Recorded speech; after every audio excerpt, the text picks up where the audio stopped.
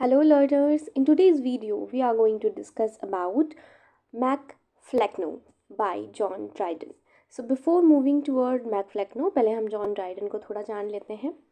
John Dryden was born on 1631 and died on 1700. इनका influence इतना ज़्यादा था कि जो रेस्टोरेशन पीरियड है चार्ल्स सेकंड का, उसको एज ऑफ ड्राइडन भी बोला जाता है. In 1668, he was made England's first poet laureate. In 1668 में इन्हें इंग्लैंड का फर्स्ट पोएट लॉरेट बनाया गया क्योंकि इनका इन्फ्लुएंस इनकी जो बहुत ये उस टाइम पे बहुत ज़्यादा फेमस हुआ करते थे. Okay, now this poem is written in 1679 and it was published in 1682. It was Dryden's earliest satire.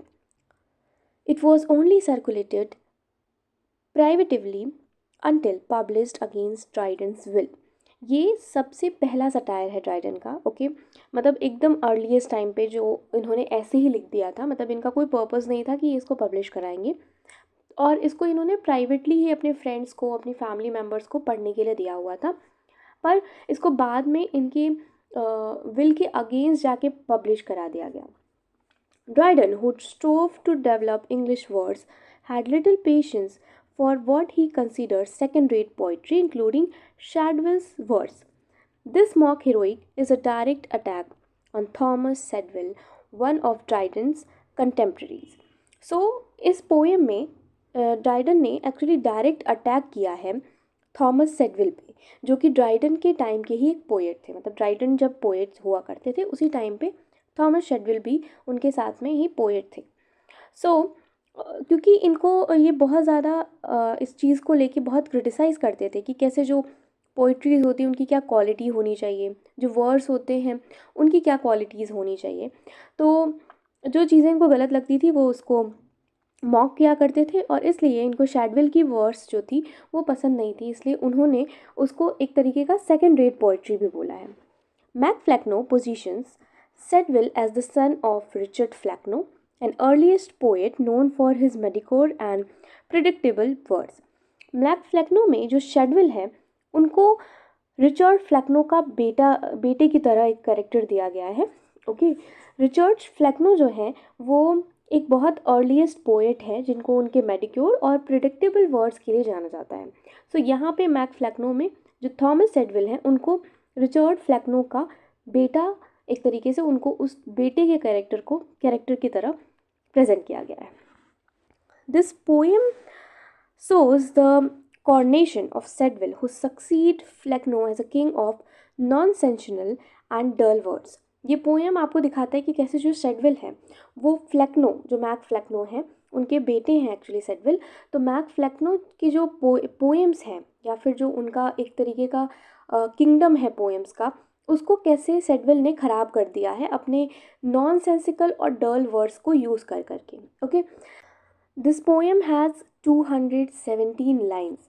क्योंकि ये काफ़ी बड़ा पोएम है तो मैं आपको उसका एक PDF नहीं दिखा सकती ऑफ कोर्स.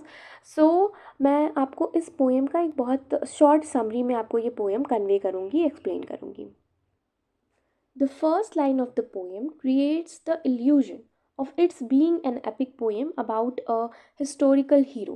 अगर आप इस पोएम के स्टार्टिंग लाइंस पढ़ोगे तो आपको ऐसा लगेगा कि ये पोएम जो है वो कोई एपिक होगी जो किसी हिस्टोरिकल हीरो के बारे में है. Okay, the next lines talks about Mac Flecknoe, a monarch who instead of ruling an emperor. The next line talks about Mac Flecknoe, a monarch who instead of ruling an empire rules over the realm of nonsense. और next line से ही आपको पता चलेगा Mac फ्लैक्नो के बारे में, जो एक किंग है जो कि एक एम्पायर पे रूल करने की बजाय एक रियलम है नॉनसेंस का, उस पे रूल करता है. Okay, the king is old and thus must choose a successor to his throne.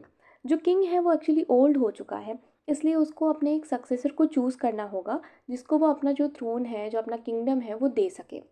Dryden wonders whether the king will choose a poet who has talent and wit, or if he will choose someone like him, a man with no literary talent.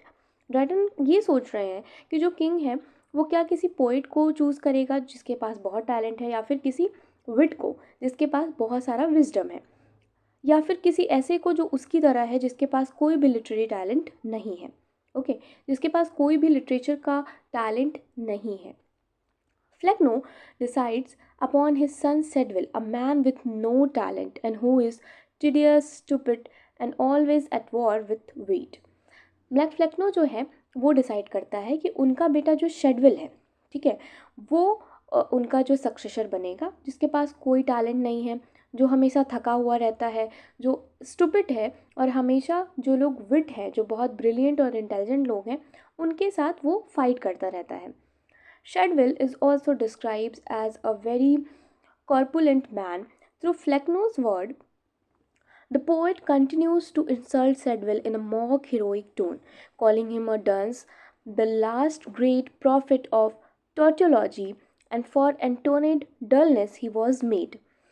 यहाँ पे शेडविल ने काफ़ी सारे words को use करके, काफ़ी चीज़ों को यूज़ करके शेडविल का काफ़ी इंसल्ट किया है, और जो टोन रखा है इस इंसल्ट करने का वो मॉक हीरोइक टोन रखा है उन्होंने, ठीक है, मतलब आपको ग्रैंड तरीके से वो इंसल्ट को आपको प्रेजेंट कर रहे हैं। Okay, Shadwell arrives in London outfitted like a king and lauded by the people. Shadwell जो है वो लंदन में अराइव करते हैं और किंग की तरह उनका बिल्कुल आउटफिट नहीं था, ऐसा लग ही नहीं रहा था कि वो किंग है। Flecknoe chooses for his son's throne a neighborhood of Bothwell and theatre birthing bad actors.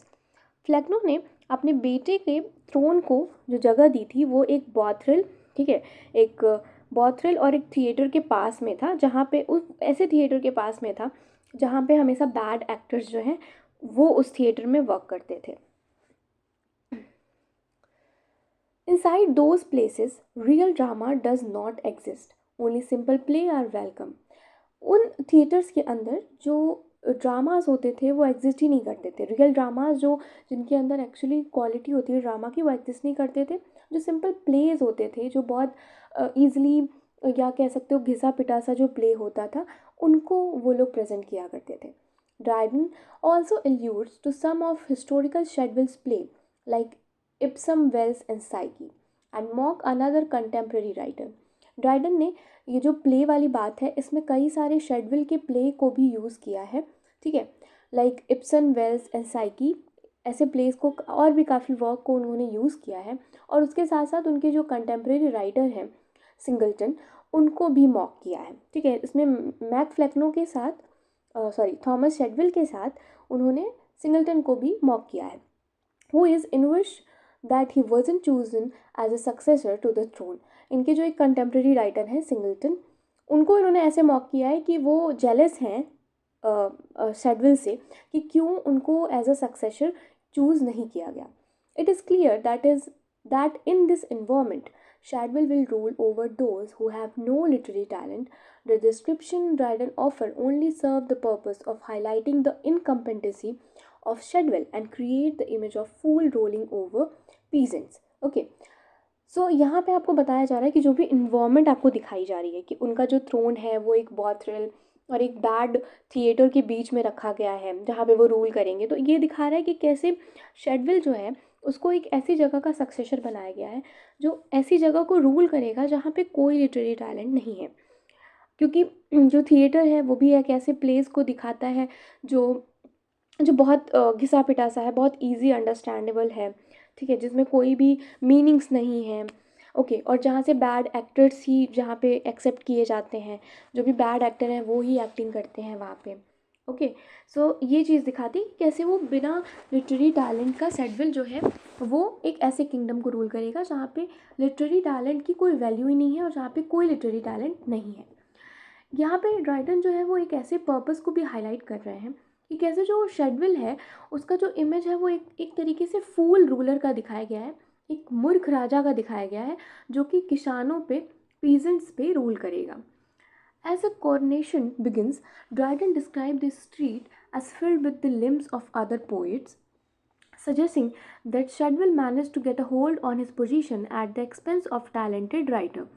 जैसे ही पोएम्स आगे बढ़ती हैं, जैसे ही पोएम आगे बढ़ती है आपको पता चलेगा कि ड्राइडन जो है वो ऐसे स्ट्रीट को डिस्क्राइब कर रहे हैं जो कि राइटर्स के, पोएट्स के हाथों से भरा हुआ है, मतलब उनके हाथ जो हैं वो कटे हुए हैं और उस रोड पे बिखरे पड़े हैं। ये दिखाता है कि कैसे जो है शेडविल जो वहाँ का किंग है, उन्होंने एक ऐसी पोजीशन ले ली है जो कि एक टैलेंटेड राइटर को मिलनी चाहिए थी, पर उसको ऐसी बेकार पोजीशन मिल गई है। Once more, the poet mentioned human waste and link it with Shadwell's writing and compare with a historical figure, Hannibal, to suggest that Shadwell's purpose is to destroy wit and replaced it with dullness.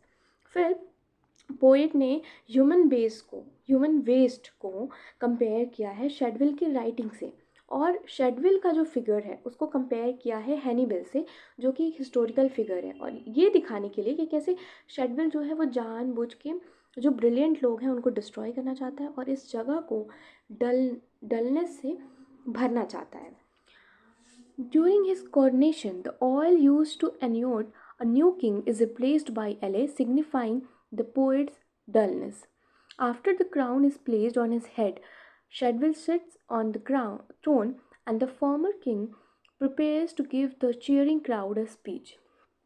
Now जो crown है वो उसको पहनाया जाता है, ठीक है, और जो फॉर्मर किंग है, जो फादर है शेडविल के, वो एक स्पीच देते हैं क्राउड को। The former king begins by presenting the land over which the new king will rule, a territory where no one lives. Former king जो है वो ये बताते हैं कि जो नया किंग है वो ऐसी जगह पे रूल करेगा जहाँ पे कोई नहीं रहता। फ्लैक्नो urges his son to remain true to his writing and to not let anyone make any changes in his work. फ्लेक्नो कहते हैं अपने बेटे को कि देखो, तुम अपने राइटिंग के लिए हमेशा ट्रू रहना और तुम कभी भी किसी को कोई चेंजेस मत करने देना। फ्लेक्नो praises Shadwell's ability and then ends his speech by telling Shadwell to continue to remain dull and to avoid trying to be like Johnson. यहाँ पे जो शेडविल हैं, उनके जो फादर हैं फ्लैक्नो, वो इस स्पीच में उसकी खूब सारी तारीफ़ करते हैं और इवन ये भी कहते हैं लास्ट में कि देखो Shadwell, you will please just continue to remain dull like this, ठीक है, आप ऐसे ही भद्दे और बुरे बने रहो और कभी भी जॉनसन की तरह बनने की कोशिश मत करना। Flecknoe conclude by exhorting his son not to focus on real plays but rather to work on the acrostic and anagrams. His last words are cut off and he sinks below the stage. फ्लेक्नो जो है वो last में अपने बेटे को कहते हैं कि आपको रियल प्ले, जो कि एक अच्छा प्ले होता है, उस पर फोकस नहीं करना है और अपने काम को ऐसे ही ख़राब बनाए रखना है। His last words are cut off and he sinks below the stage. His mantle falls on Shadwell, which is appropriate because he has twice as much talent as his father. और लास्ट में उसके जो father हैं वो गिर जाते हैं और उनका जो मेटल है वो शेडविल पे आके गिरता है, ये दिखाने के लिए कि शेडविल जो है वो उनसे ज़्यादा टैलेंटेड है। ओके, मतलब यहाँ पे दिखाया जा रहा है कि फ्लैक्नो तो बिल्कुल बेकार थे, वो बिल्कुल टैलेंटेड नहीं थे, और अब जो उनका बेटा है वो उनसे भी ज़्यादा डबल टैलेंटलेस है। Okay, so this is all about this poem. Now the theme of this poem is laziness, advice and great art. Laziness क्यों? क्योंकि ये पोएम पूरी तरीके से शेडविल के बारे में है कि कैसे उनकी जो पोएम्स हैं, उनके जो प्ले हैं वो बिल्कुल बेकार हैं और ये जानते हुए भी वो कोई चेंजेस नहीं कर रहे हैं, तो वो कितने लेज़ी हैं अपने वर्क को लेके, ठीक है। और जो वो वर्क लिख भी रहे हैं उसमें भी उन्होंने कोई इम्प्रूवमेंट नहीं की है, ना ही उन्होंने कुछ भी अलग लिखा है।